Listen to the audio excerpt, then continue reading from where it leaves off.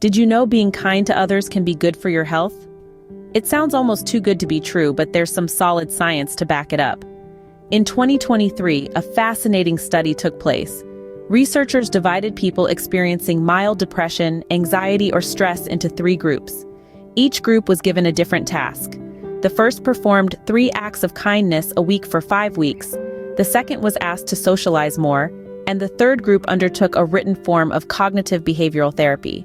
Of all 3 activities, it was acts of kindness that had the most significant impact. These simple gestures not only improved mood, but also notably reduced levels of anxiety and depression. So it seems that the power of kindness goes beyond just making someone's day brighter. It's a potent mood booster too. Who knew that a simple act of kindness could be a powerful mood booster?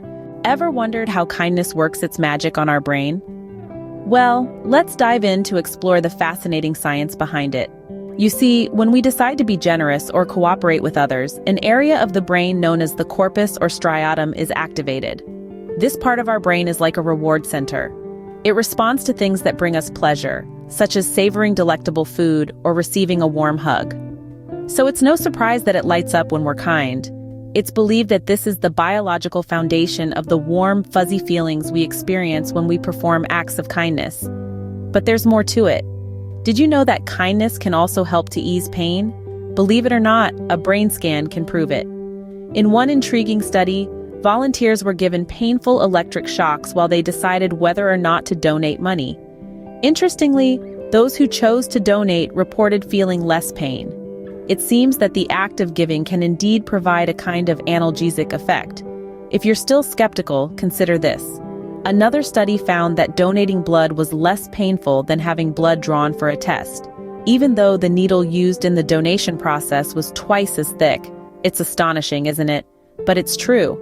The act of giving, of being kind, can actually lessen our physical discomfort. So, there you have it.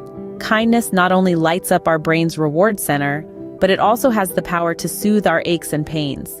It's a potent antidote to the stresses and strains of life, a natural painkiller that we all have access to. All we need to do is reach out with a helping hand, a listening ear, or a comforting word. It seems kindness doesn't just warm our hearts, it literally eases our pain. So the next time you're feeling a bit down or in pain, remember this. A little act of kindness can go a long way in making you and others around you feel a whole lot better. Kindness doesn't stop at improving our mood and reducing our pain. It goes a long way in enhancing our overall health. The magic of kindness extends to playing a pivotal role in reducing stress hormones and chronic inflammation. This isn't just an old wives' tale, but is backed by solid scientific research. Let's dive into one such study conducted on adults between the ages of 25 and 76. Blood samples were taken from the participants and the level of interleukin-6 or IL-6, an inflammatory marker, was measured. The participants then divulged how many people and organizations they had extended help, support, or kindness to.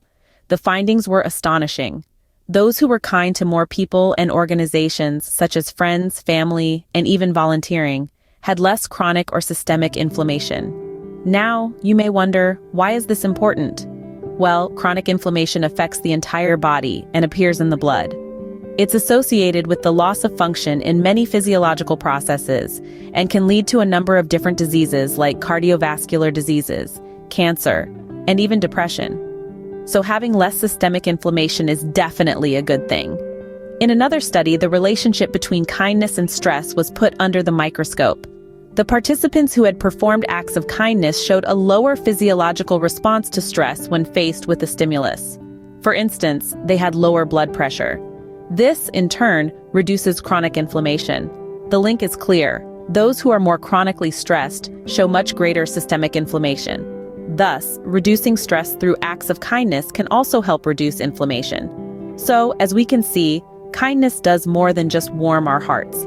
It has tangible health benefits, reducing stress and inflammation, and potentially shielding us from numerous diseases. Kindness, it turns out, is not just good for our souls, but also for our bodies.